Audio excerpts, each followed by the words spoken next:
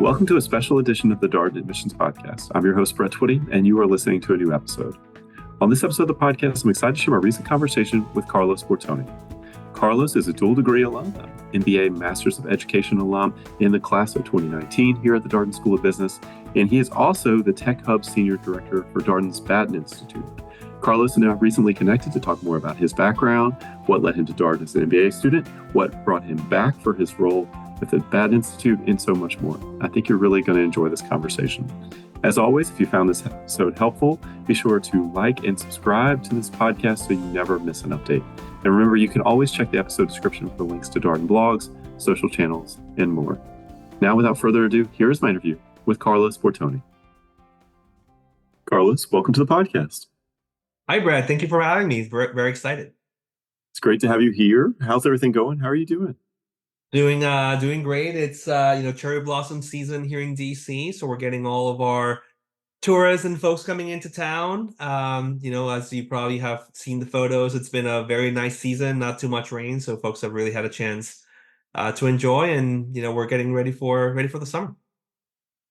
Yeah, cherry blossom season also coincides for me with allergy season, so I don't always welcome it with open arms. But the trees are beautiful, and it's such a thing here in DC. There's a municipal golf course over near where the tidal basin where a lot of people go, and oh man, it's pandemonium over there this time of year. There's so many people at all hours of the day, like 7 a.m. There are people taking pictures. It's a beautiful time, by the way. Early morning is particularly beautiful over there because you get the sunrise and the whole thing. But yes, it is very much a thing here in DC.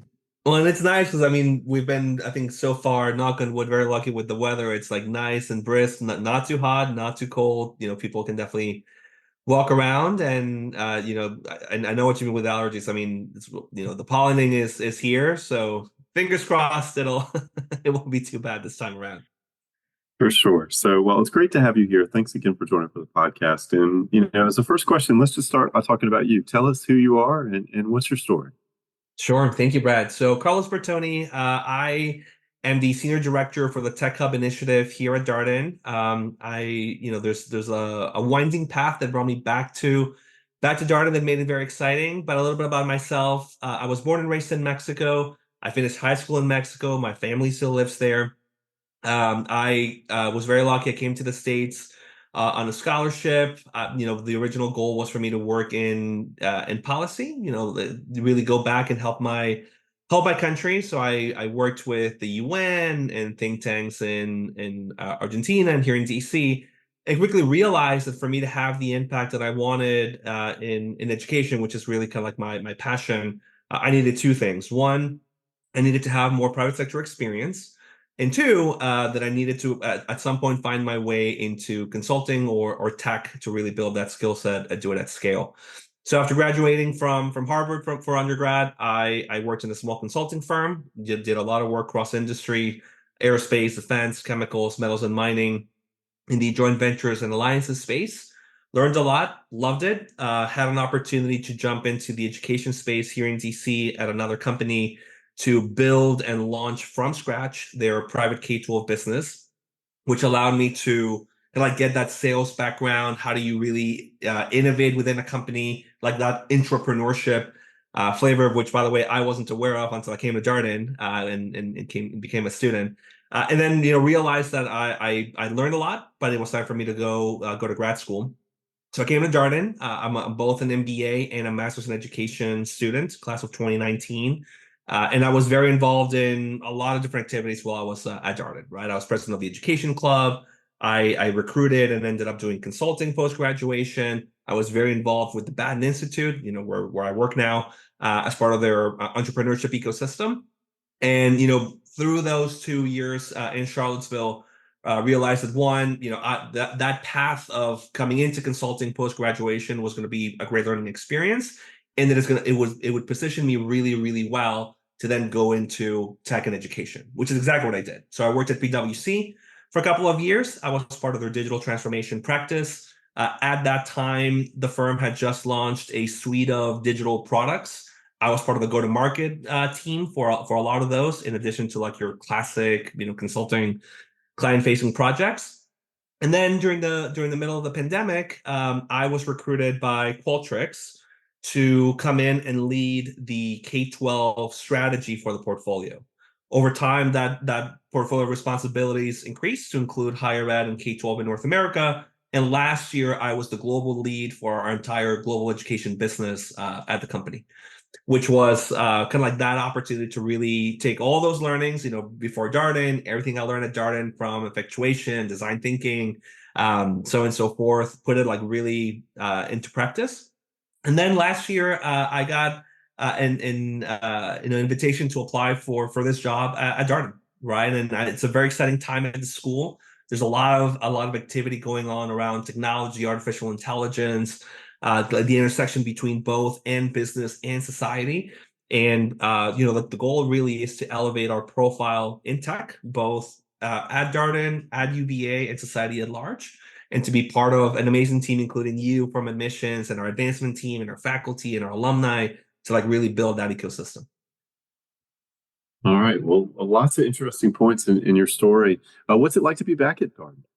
It's very surreal. It's been very, very I mean, those are two of the best years I've ever had, being a full-time student and having the opportunity to come back to the fold, being part of this brand new initiative, is really, really, it's a very interesting time, and I love it, right? It gives me an opportunity to leverage all that I learned when I was a student and as a working professional to build this critical initiative, and to do it with folks that hey, you used to be my professor, hey, like we used to work together at Baden, and seeing how the school really lives and breathes its mission now, again from the staff and faculty side. It's really, really amazing.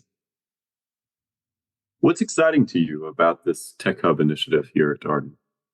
I think Darden has traditionally been known. We're very well known for our work and our presence in consulting and finance and banking, and kind of like as a general management school, right? Like Darden is bar none the best at what it does, and there's a lot of other infrastructure within the school that makes it very unique, right? How we teach effectuation as part of our startup ecosystem, how design thinking is part of the toolkit that we want executives to build and leverage within their teams, whether it's as part of building something brand new or to innovate as entrepreneurs, right? So the breadth and scope of what gets taught in the classroom is very unique, but doing that, with the realization that tech is everywhere, and then no matter what you do in your 1 or 2 months out, you're still going to end up in tech in some capacity.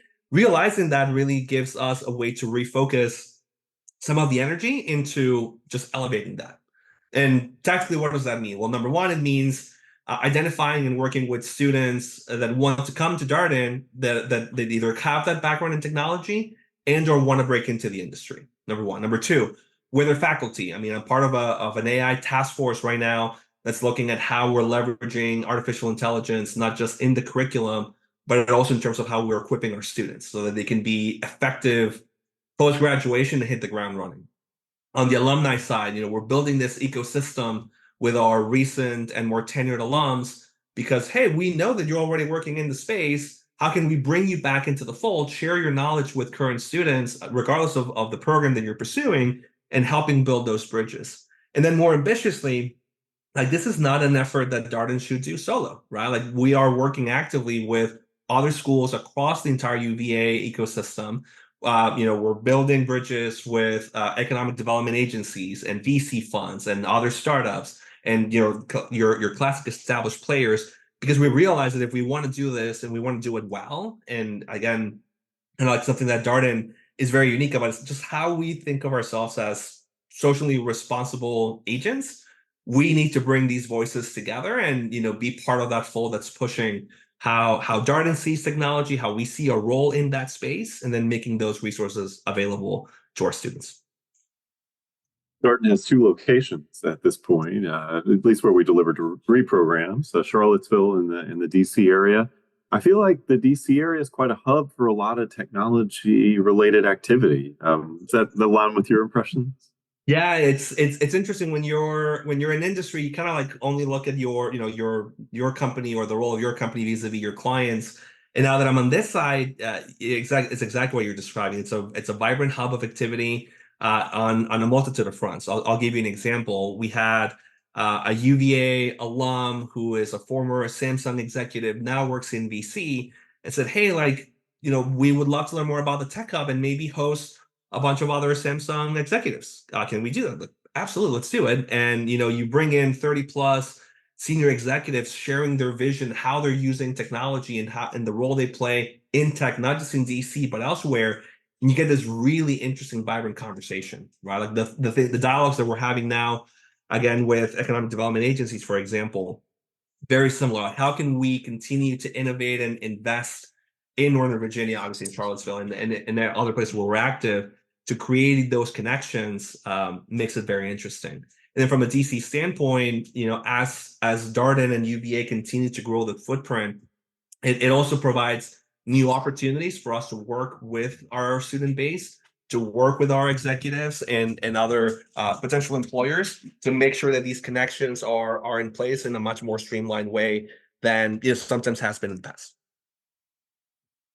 Well, it brings me to a sort of bigger picture question here, Carlos, about what's the Batten Institute. Our listeners have heard that this Tech Hub initiative is within the Batten umbrella. We've had some of your colleagues on here, but people may not have necessarily heard those conversations. So just make sure we're all on the same page here. How would you describe the Batten Institute and the work that it does to a prospective student who's new to this conversation? Yeah, absolutely. So the Batten Institute has three main pillars, right? We're focused on entrepreneurship, innovation, and technology.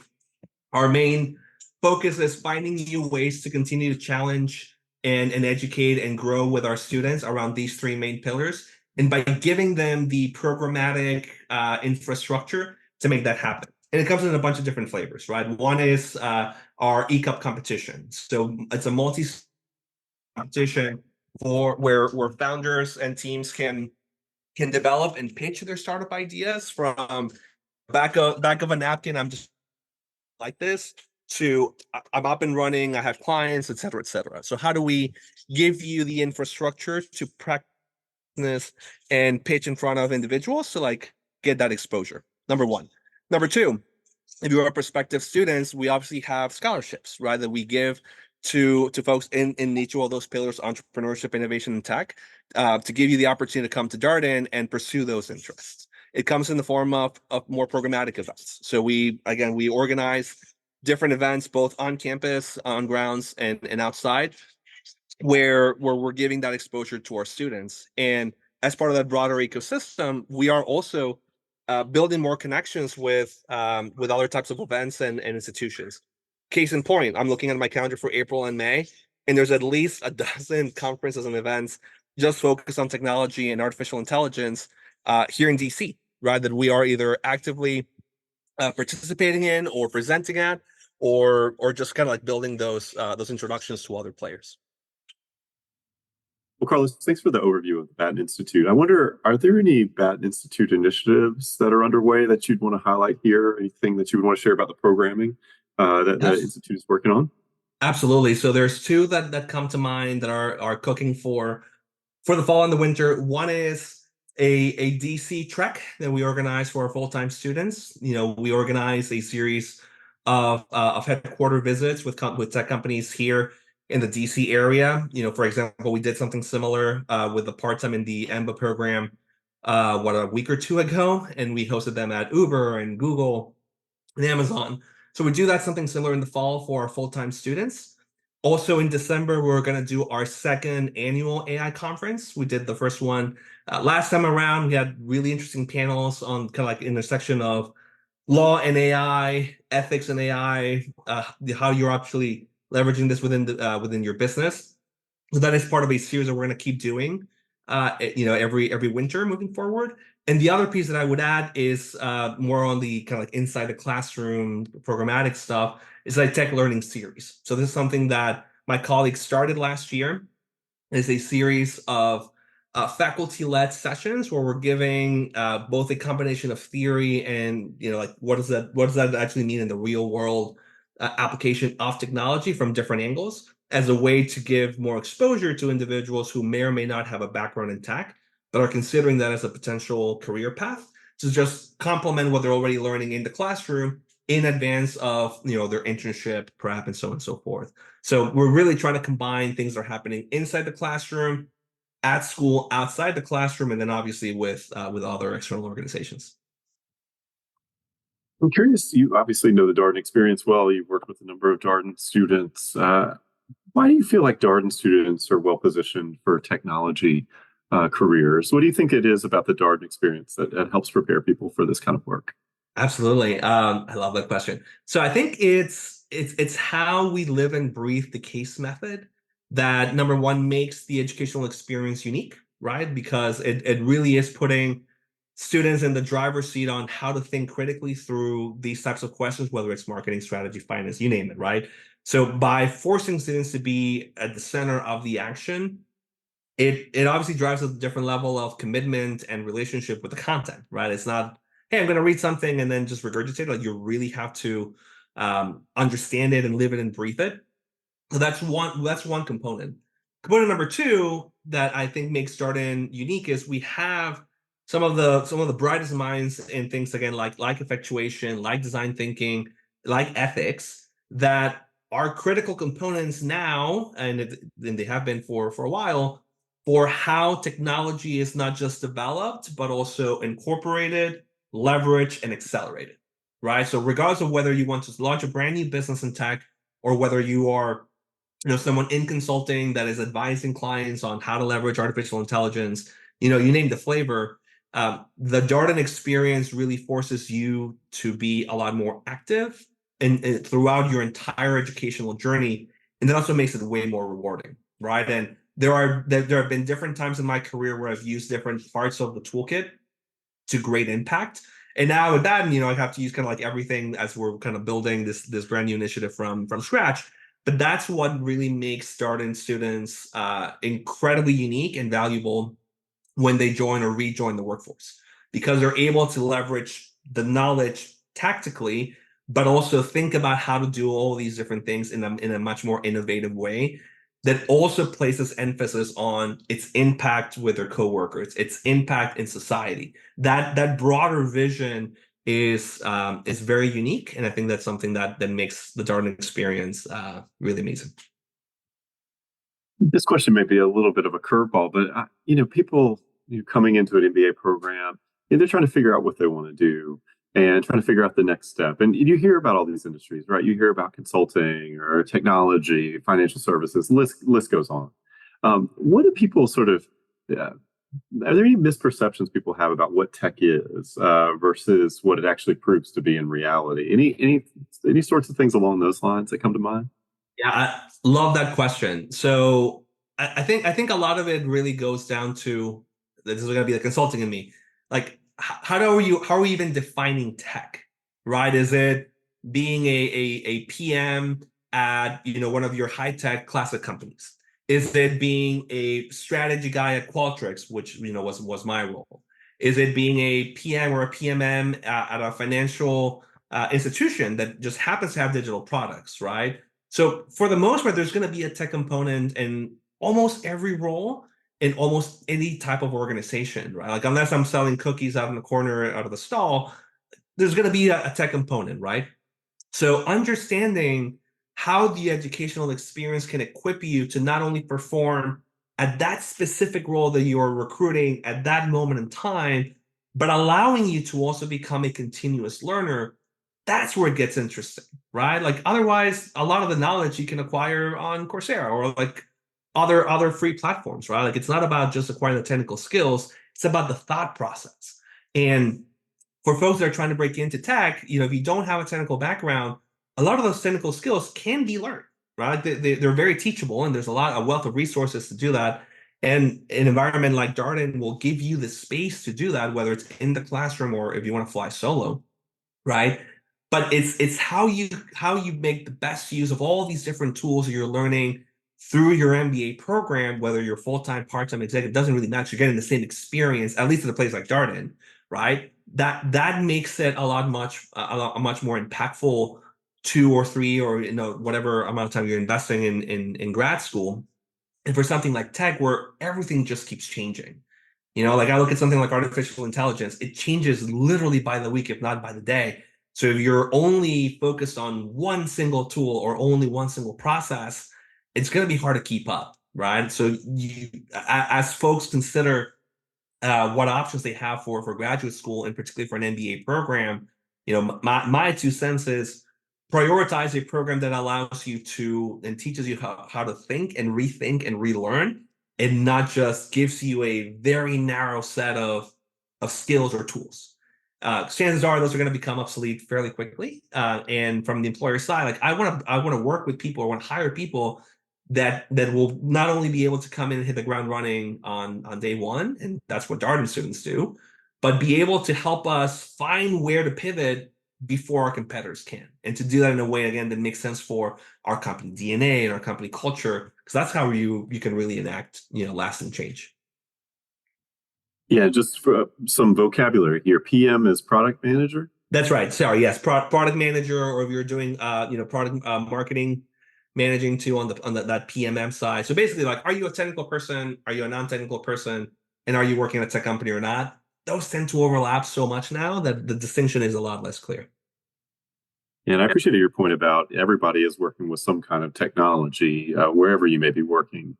So you have to work. You don't have to necessarily work just for a tech firm. There's technology in all kinds of companies now. Are there storylines or news items in the tech world that you've been following that are of interest? So I imagine we've got some folks listening to this podcast that are curious about what's on your mind as you look at what's happening out there in the world.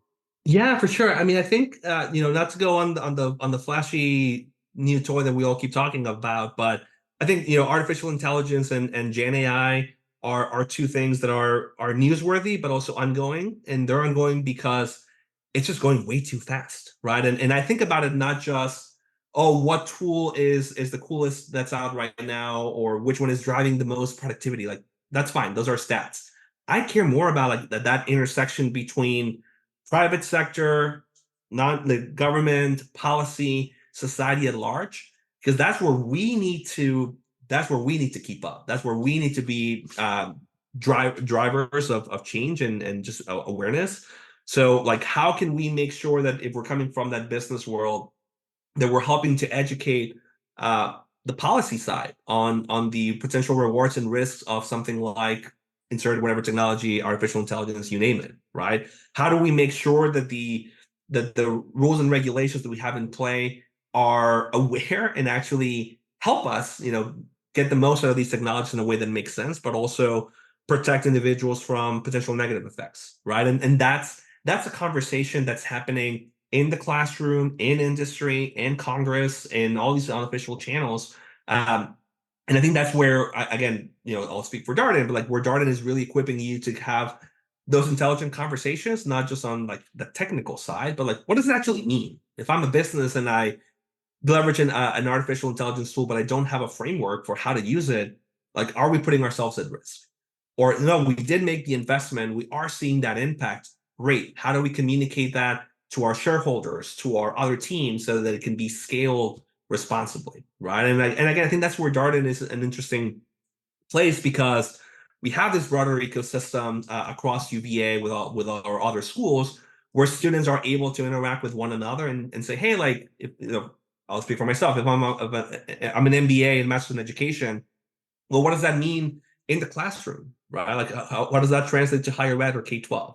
Or with our dual degree students in healthcare or dual degree students at the law school? Like, what are those business and angles that overlap with things like technology? That's where that interplay between what's coming out of the news is what makes it very intriguing to those of us who follow that.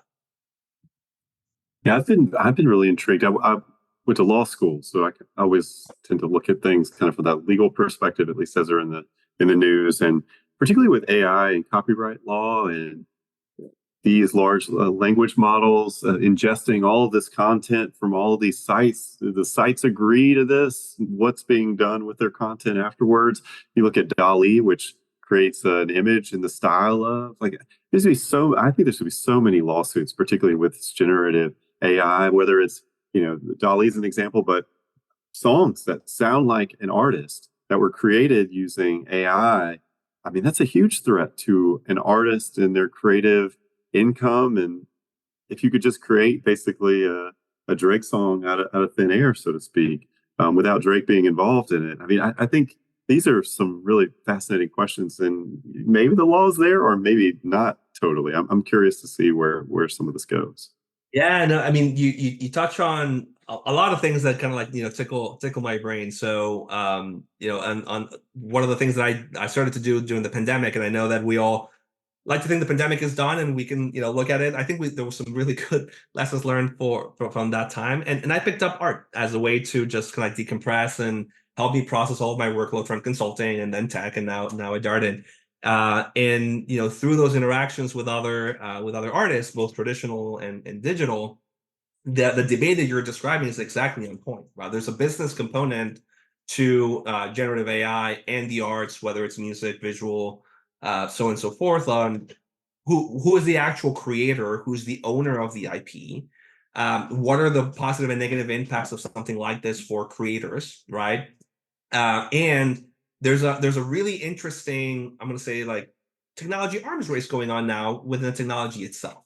So case in point, if I'm a creator and I'm afraid, to your point of having my content leveraged, I would say, maybe not stolen, but leveraged by all these LLMs that are either from big companies or from startups. Well, now there's technology developed by other startups that helps you essentially protect your IP. So if an LLM takes your images or your music and it gets incorporated, it will start messing with the LLM to the point where the LLM will basically become obsolete.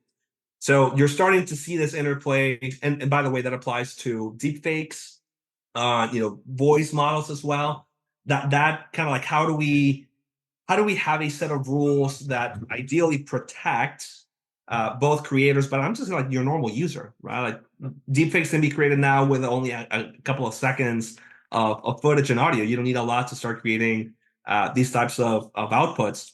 So how do you combine the innovation to protect, to your point, with the legal frameworks that are meant to provide an overarching set of rules that in theory we should all abide by? And that just has to be a lot faster, but that's a bigger conversation. Yeah, it calls to mind, Napster lawsuits and all of that kind of stuff of the early 2000s, but very different than that too, because of how fast this technology is moving and the potential for it to create any number of things. Like I've been amazed. I mean, if you listen to like some of these firms about what they're trying to fundraise to, like, I think OpenAI is trying to raise several $1 trillion or something like that. I mean, that's a massive amount of money. To your point of like an arms race, like that is a lot of money.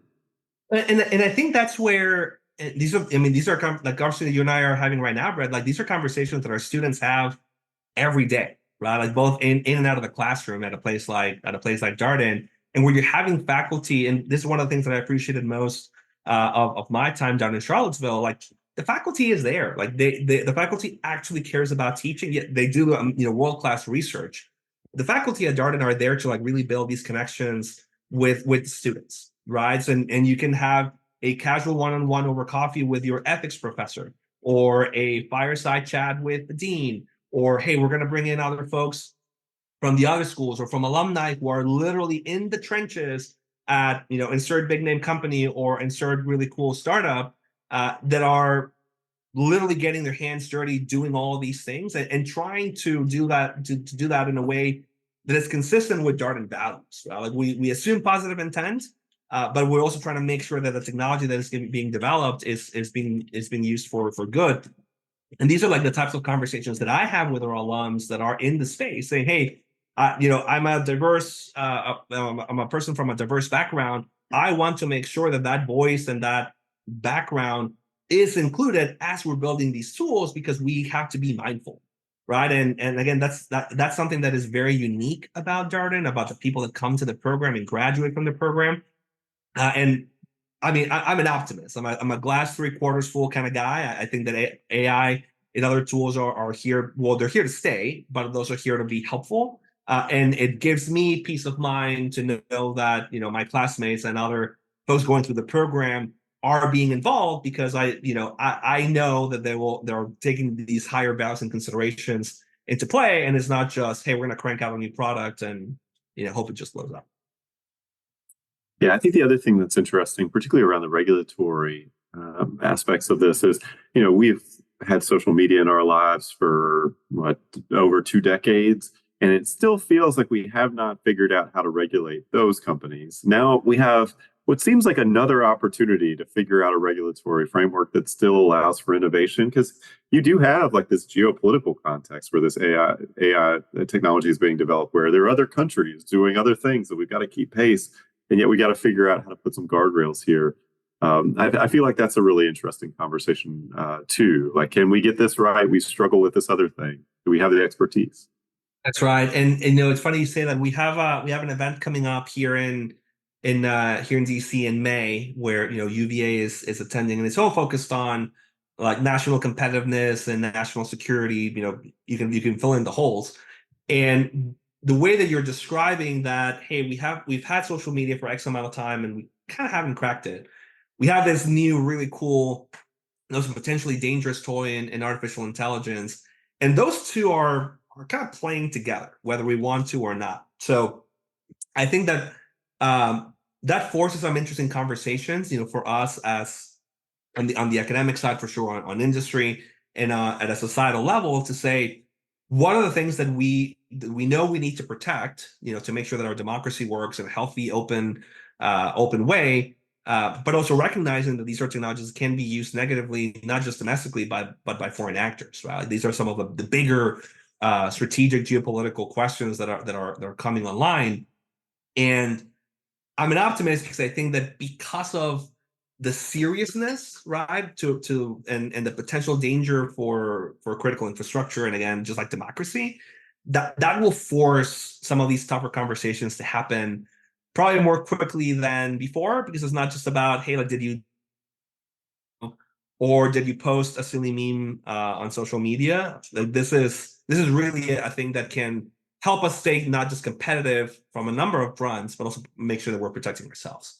So more to follow, but I think that because there's so many forums now, again, on the academic side, on the policy side, so on and so forth, that UVA and others are playing in. I'm an optimist, and I think that again, a place like Darden and UVA and our faculty and our alums have a place to guide some of these conversations. Right, that is exciting and motivating.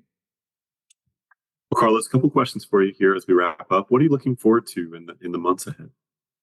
So I think for myself here at Darden and through Baden, I think it's really about continuing to co-build this new initiative, right? Like one of the most interesting things is there really isn't a playbook for this, or the way that we're envisioning building this initiative, and that gives us an opportunity to do a much more collaborative effort with everyone. Hey, like from the student side, like what is going to be most impactful to you from this perspective? Faculty, how can we help one another in terms of incorporating all these things into the curriculum, and also providing you with bigger access to the thought leadership that you are creating in all these mission critical conversations on the admissions front, on the advancement front. Like, it's really about building that ecosystem, and that's something that I've enjoyed doing before coming back to Darden. But for something as mission critical as this, it's what gets me up in the morning. It's what gets me excited to like talk to folks, and